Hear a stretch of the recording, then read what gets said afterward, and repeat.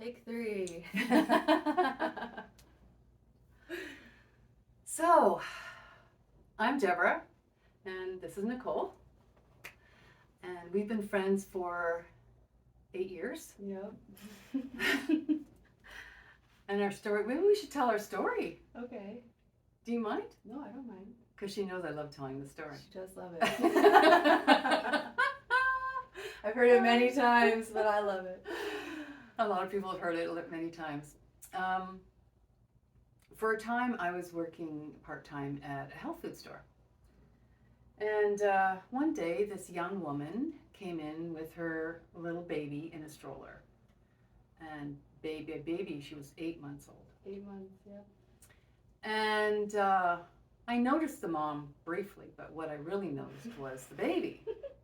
And so I asked this stranger if I could bend down and talk to her baby, and she just obviously gave me permission, and I looked into Violet's eyes, and I could feel her soul, and the translation that came through me of what I was feeling was, please be in my life. Please be in my life. And I've learned, because of how many years I've been doing this work, to listen. So I stood up and started talking to the mom, and it turns out we have so much in common. So much in common. And so it was really a beautiful thing. And so I started spending time with her, and here we are. Oh, she's taken all levels of Reiki with me. She's had many sessions with me. We've helped each other through emotional ups and downs, and we've had long periods away feeling, I have to see Nicole. And the kids, of course. Yeah. There's 2 of them now. There's Violet, and now there's also Mason, another beautiful, beautiful being that I feel thrilled to know. So that's a story about us in a nutshell. Yes. And the story continues where we're both learning to go beyond our comfort zone and make videos. And be comfortable in the discomfort. Yeah. Maybe that should be our topic. I think. Why do we want to do that? What's the reason that we are making ourselves feel very uncomfortable? I'm very sweaty right now. Well, I could go into the psychology about it, but I don't know. Let's do that. Let's try that. And I don't know if it's right either. This is just like what I have learned or made meaning of my own self. But it could be, but I don't want to get negative, but like it could be like just like fears of like how people will perceive us and how we'll be accepted and if we're doing it wrong and well, it's all true. I do sometimes care what people think, and I do notice that as a thought in my life, definitely. But I'm also learning that to do it anyway, and it doesn't really matter. Right. You know, it doesn't really matter what people think of me. No. You know, and so I don't think that's negative. I think it's kind of true. You know. Yeah. Well, and the thing too is that we are going to make mistakes, and if someone outside of you can look at that and perceive it as something negative instead of just seeing like, oh wow, she's a human and she made a mistake, ha ha ha, like I've done that too, then you know where they're coming from anyways. And yeah. Well, there's, as you could probably tell, there's a big age difference between us. No one can tell. And at my age, early 60s, I care less and less what people think of me, honestly. Right. Because being on this path of getting to know me and my true self and who I really am is more important than anything. So maybe it's about what you think of you. Yeah. Yeah. It is exactly it. I've actually recently pulled away from people, not because they did anything. Right. There was an interaction that made me feel comfortable in me, that made me see a part of me that I thought was gone. And in fact, it wasn't. And I didn't like that part of me. So I just pulled back from our relationships for a little bit for me to explore this part of me, you know, because, yeah, it's about what I think of me. Oh, that's good, Nicole. Thank you. You're welcome. You're welcome. Yeah.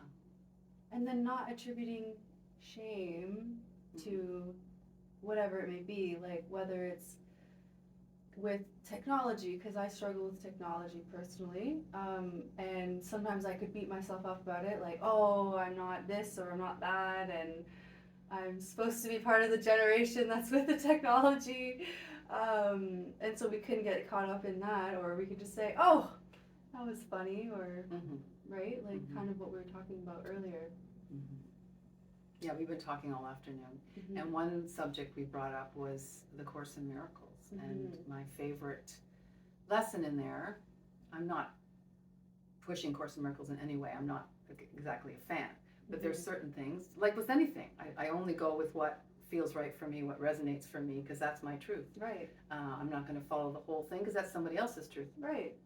But the lesson was, when I look around the room, everything I see, I give meaning to. Right. I mean, think about that for a second. I put meaning to it. You know, I've got this rug at IKEA, for instance, and I picked up these chairs on the side of the road, and I put meaning to everything around me. I picked this chick up at a health food store. Actually picked up my baby, but... Right. But that's such a tiny statement physically. Everything around me I put meaning to, but really look at everything. If you look at everything that way, you realize, what do you realize when you hear that? That it's our own concepts and learned meanings that can either influence you in a good way or a negative way. And I don't know, I think it's about just like not attributing such small or such negative meanings, things that make you feel negative, I guess, like things that keep you in shame or doubt or not good enough or whatever. For instance, if one of my kids does something that I don't like, maybe I could interpret it as, oh, I'm not raising them well enough, which means I'm not a good mom and I'm not this, and then you spiral into that, and then that's when usually anger comes up, because then I'm feeling the shame, and I'm angry at that, and I'm angry at myself, and then I'm angry at everything, and I'm angry at the world, but that doesn't help anything, so it's like self-perpetuated suffering, right? Yeah. Is there any other kind of suffering? I'm sure there is, but Is there? Well, like torture and stuff could be like physically painful. Like if we want to get realistic, that would be suffering. I mean, if you're like really high and above all that and above the physical body, but in our everyday life, it's mostly self-perpetuated suffering, and what we attributed the meaning of it to mean in our own life, to mean about us, right? To mean about, yeah. You know, I'm a very simple gal, and I love simplicity. And I have learned, and I often want to see the expanded view of a situation. I want to go beyond. And so what you're talking about basically is, when we're talking about what we put meaning to, well, why don't we just put meaning to life, period? We're in a physical form, but we're not physical beings. We're having a physical experience, but we are these divine, vast, infinite beings, right? And this body in itself is so intelligent. I mean, when I hear doctors on podcasts talk, it's amazing what goes on in this body. And it's going on right now as we're talking. This is incredible. This is intelligence. And now we're in spring. Oh, the sun is out. And, you know, all these things are growing and all these things are happening without us telling it. Right. And we could put all kinds of meaning onto it, Right. except for the fact that this is just natural and this is just what happens. And imagine the difference between putting like you said, putting your perception on something, your meaning on something, and just seeing it as it simply is, which is beauty, which is flow, which is synchronicity, connection, all of it is just beautiful. Right. If we can just remember that we are these divine beings that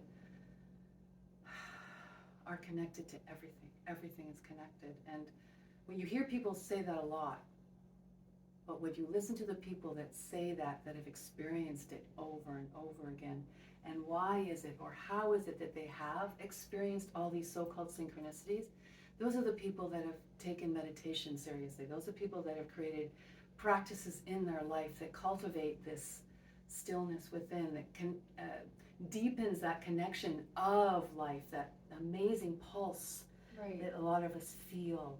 You know, we feel something. And if it's not we're ignoring the mind, we understand the mind. But, you know, what I love to say is, and I heard this from somebody else, I can't remember, but the mind is not the boss of me. Right. Right? Yeah. When I use the mind, like you do when you study, right? When I use the mind for a particular thing, I'm using it. It's not using me. Like a tool, like Right. when we would a shovel to dig a garden. Exactly. And we can put the shovel down. Yes. The shovel doesn't tell us. We don't have to go into those negative thoughts. We don't have to spiral and get into those thoughts. But we do, and we're human. And we can change that, or we can halt it for an hour or two a day, or maybe more, maybe less. But when we do that through awareness. Yeah. And like I used to kind of even spiral about the spiraling, right? Like, oh, well, I'm thinking these thoughts and I'm not supposed to. And it's like the brain is just trying to keep us safe in this world. And so it's doing what it thinks it needs to do. And up until you realize it's been running the show, it's just doing its job. It's not out to get you or I love the way you put that, yeah. It's literally just doing its job, and because we have put it in charge when we aren't conscious and present and aware in the moment, right? So if we can just even thank it and then move on. So when you look at everything energetically, when you say thank you, that shifts you energetically. It does. So right away, you're out of that spiral. You stopped at mid-spiral. And by saying thank you, you feel deep appreciation, and all of a sudden you've pivoted into a new direction. Right. Right? And yeah, we might have to do that a lot in one day. Yes. And you know, some days, especially in recent times, especially if you have kids, young kids. Exactly. Yeah. But you know, every time we notice a moment of joy, a second, a split second, and it could be the sun coming through the plants, you know, through the window, or we hear the birds outside remembering it's spring, and all these little joyful moments. And we start remembering these joyful moments, and then, you know, something happens, we get an email that makes us feel bad, and then, okay, so we have a few seconds of that, and then we remember the joy again. Right. You know, and we constantly go back to feeling good, feeling good, feeling good. It's not an illusion, it's not wrong, it's not being real, or she's delusional because she's always trying to think positive. I actually do not try and think positive. Right. As a matter of fact, I'll never forget a quote I read by Deepak Chopra. He says, positive people scare me because they're always in their head trying to think of something positive. And I totally got it when I heard that, because then you're constantly in your head. Right. I'm more about being aware and opening up that awareness and being aware of thought, and then go to the feeling. So that thought doesn't feel good. It does not feel good. What is my goal in life here? My personal goal is to feel good, right? And I like the word good because when you take one O out, it's also God. However you see God, source, earth, nature, however you see it. Right. And God to me is light, it's love, it's joy, it's peace. Forgiveness. And so feeling good is feeling God. And you can say feeling God is that expansive state of remembering the intelligence of life. Right. And so we can always come back to that. Always come back to that. And the older we get and the more we do it, or the more we do it, you don't have to get older.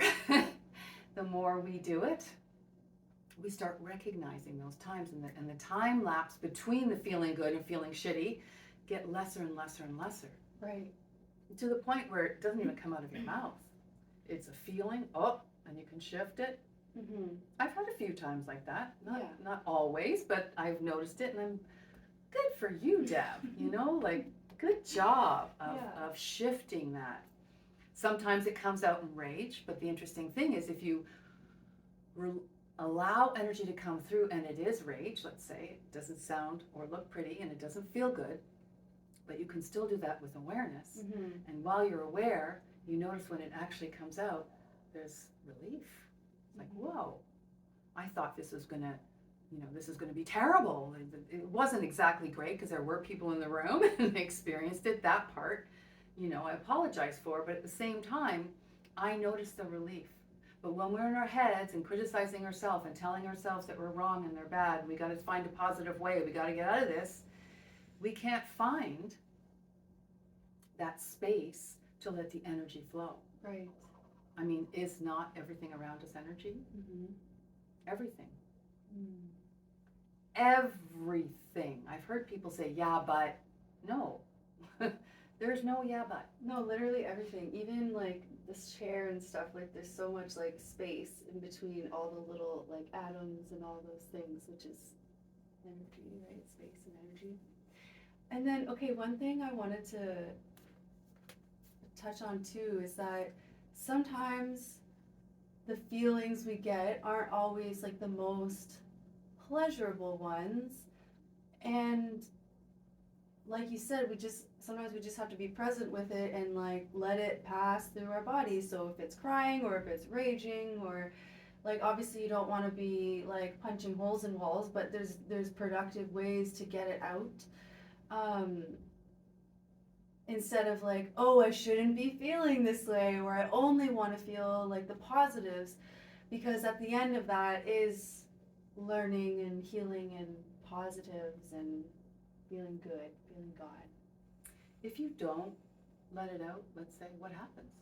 What happens to it? I would say from my personal experience that it is held in the body and turns into either sickness or either physical sickness or mental sickness, really. And there are some books about that, like The Body Keeps the Score or something like that. I thought that was an interesting book. I like that title. Yeah. Yeah, exactly. And again, we go back to the intelligence of life, which is the intelligent body. Right. And everything is energy, so we need to trust that the body's doing its thing. And it might be an inconvenient time. Right. But don't let the brain stop it. What is your priority? I mean, if you talk to a very wealthy entrepreneur, someone who's really been successful and powered through, what do? Do they just ignore and shove things down? Or do they, I'm not even sure because I'm not one of those. But there's something I know where I was going with that. Their end goal is always in sight. Right. That's one thing I understand when I watch these videos that people have really, prospered financially and clients and all that kind of thing. The end goal is always in sight. So even though it's an inconvenient time to feel emotion, the mind will say this is not a good time, people are around, whatever. The end goal is to feel my feelings because I know that they need to come out because the body's telling me. So that, for me, that resulted when there was grieving in my life, that end resulted in me just crying in front of strangers. Tears rolling down, I didn't stop it. The thing is because I did that, I could feel it in a very different way, and it didn't feel like sadness or anger or any of that anymore. Right. It was just emotion, and it was emoting. Like a release, almost. Yes, and a relief. And then I could be having a conversation with someone, start talking, and but I wouldn't stop. I would keep on going. The person may be looking a little weird at me, but I was able to get clarity and continue the conversation. It was a wave of energy that I let through. And I found that to be very powerful. Those moments were very powerful. So just allowing life to be itself instead of us telling it what it's supposed to do and how it's supposed to be. Right, and being scared of, what does this mean, right? And what's they going to say? Yes. What are they going to say if they knew this? Right. Even I noticed that people, not everyone of course, but many in society are almost scared of others crying. In my experience, but there's actually also when we cry, at the end of it, we release dopamine and stuff like that too. So it's like there's an energetic shift, and literally, I don't know. I guess that would be energy too, right? Like, well, big release and Yeah. relief, and your body's realizing, oh, she's listening to me now, you know, and you're building a beautiful relationship with your body. We were thinking about talking about intuition, and that is part of it. Listening to your body. Your body is constantly talking to you, right? And it's not telling you to shove down those cookies because you I know that I'm craving sugar because I'm unhappy, so I'm going to just have to do it. Yes. Right? That's our mind. That's our brain telling us that. That's our tool telling us these things. Our body's saying feel. Right. Without opening your mouth and eating. Your body's saying feel. Just feel. And the thing is, the feeling has better results and is short-lived compared to eating those cookies and then getting a stomach ache and then, you know, gaining the weight and then feeling guilty and what the sugar does to the brain and all that kind of stuff. So take a few moments to feel, and then, you know, the craving will go away. Okay, I want to ask your opinion then. So what in moments when you are stressed because you have to do something, I can only think of my homework at this moment, but because that's when it comes up for me, is like, oh, I have an assignment due, I really got to cram it in, and then I get stressed. And that's when I tend to want to eat my feelings. What is something you could maybe, like, that you would do to feel that type of stress? Because, like, some of them I feel are easier, like, oh, if I feel like crying, just like let the tears come, or if I feel angry, like punch my pillow or something like that. But yes, I'm finding in my own experience that that has been more of a challenge, and the fact that you even just said that, I was like, yeah, I guess I should just feel the stress instead of like eating the feeling. What is stress though? Stress is a thought. You had the thought that you have to get the test, and then you had some memory like that you're going to get in trouble or not get the marks or something. So all those thoughts were causing stress, which is just a thought. You've decided, not consciously, or consciously remembering that I always get like this at last minute, this is what happens, right?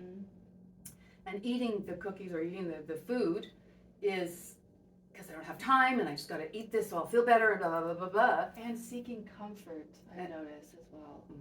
And nothing wrong with seeking comfort. However, is comfort going to serve you in this moment? Is it going to help you get the paper done? Is it going to de-stress you? Is it? Yes, but not with the food. I think that maybe I answered my own question, and it's like you need to seek comfort in other ways. Well, maybe. Is it comfort exactly in that moment? Because sometimes we have to go through the discomfort like you and I are doing right now. But simply shift yourself into another. What is my goal here? My goal here is to get my degree. That's what I want more than anything, okay? My goal is to love myself, and so I'm going to love myself right now. I'm going to take a moment. I know I got a timeline, but I'm going to go into the bathroom and look in the mirror and take some deep breaths and look at myself. You're doing a good job, Nicole. You're doing a great job. Let's go over to that table or wherever the laptop is and punch it out. I know I can do this. This is great. I can do this. Maybe By the way, do something silly. I am, dance. We were going to dance. We're going to dance. I'm also talking to myself because sitting at my computer is torture unless I'm watching a movie. It's torture. And so self-inflicted torture. I'm really appreciating this conversation for reminding me my end goal is to get a message out there, and out there to who? People just like me.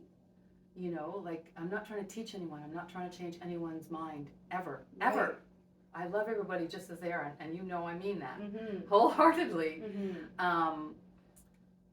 But it's a way of me expressing who I am in a different version. I see so many great versions out there that have really shifted me. Someone just says a sentence and like, oh my, just earlier just said it. It's like, oh my God, that's amazing. Thank you. And so I know I can do the same because I get these inspirations and I get these ideas, and I like writing. I like what comes out when I actually do sit down. And so getting over that moment of, oh, I have to sit at the computer and it doesn't like me, and see, now it's not working because I'm doing it, and I get all these thoughts. Because it doesn't like me. It's doing this to me. Yeah.